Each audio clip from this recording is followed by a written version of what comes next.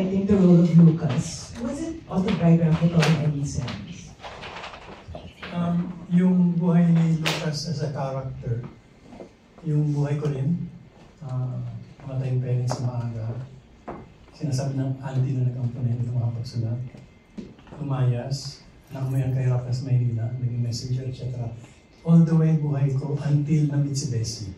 Fictional na totally yung portion na yun. But before Bessie, halos lahat exact.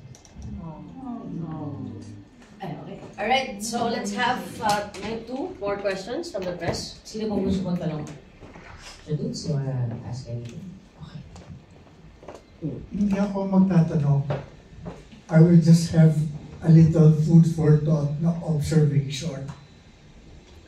Being one of the senior people in the industry, both as a publicist and as your fairy godmother, I will tell you this, my God, today's press con, you moved me.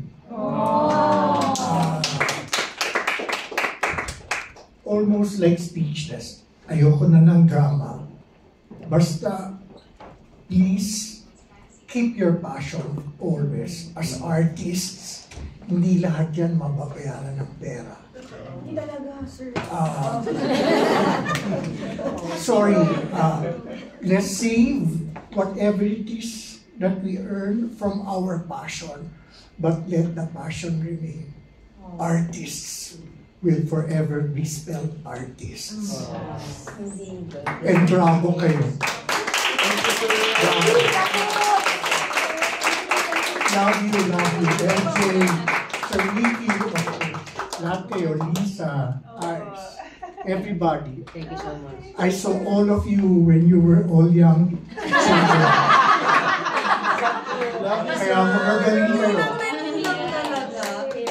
As the fairy godmother, thank you so much, Toots. Napakalaking bagay ng mga words from you because you've been there for all of us. So thank you. Thank you very much. Last question? Hi, I'm Mary from Together Manila for LJ. Hello. Kasi naisulat to 2008 pa, matagal na. Meron po bang updates para or new elements para maging mas relevant siya ngayong 2025 na so may mga TikToks? Yes! Meron po bang pagbabago? Hindi ko pala yung nasagot kanina kung gaano ka-loyal yung stage adaptation sa novel. So, tutuhugin ko na.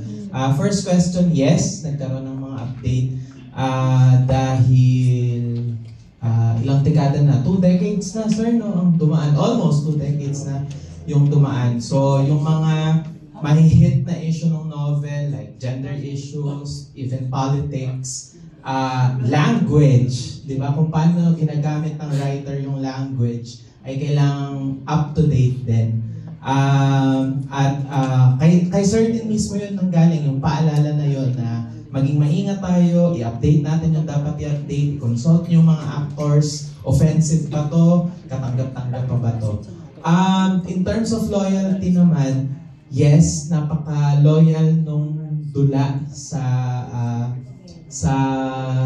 nobela.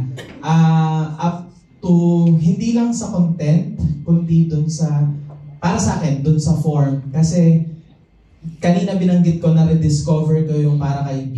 Ngayon na ginawa ko ulit siya para sa production na to. Na-realize ko how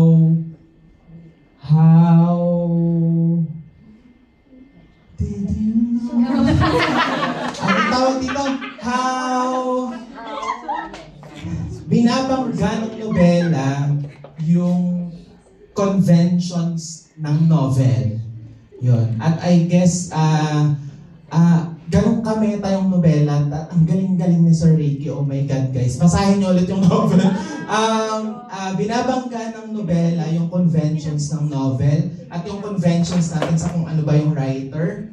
At ganun, at sinubukan ko na i-apply din yun sa play. Na yung mapanood, na yung may experience, mapapanood yung play, somehow may pagbangga din sa conventional play na napapanood natin.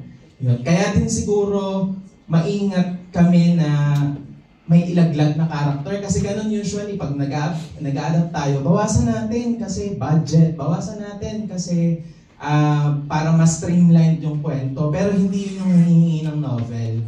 So yeah, I think that is something na excite akong gawin at sana ma-excite din kayong mapanood. Salamat!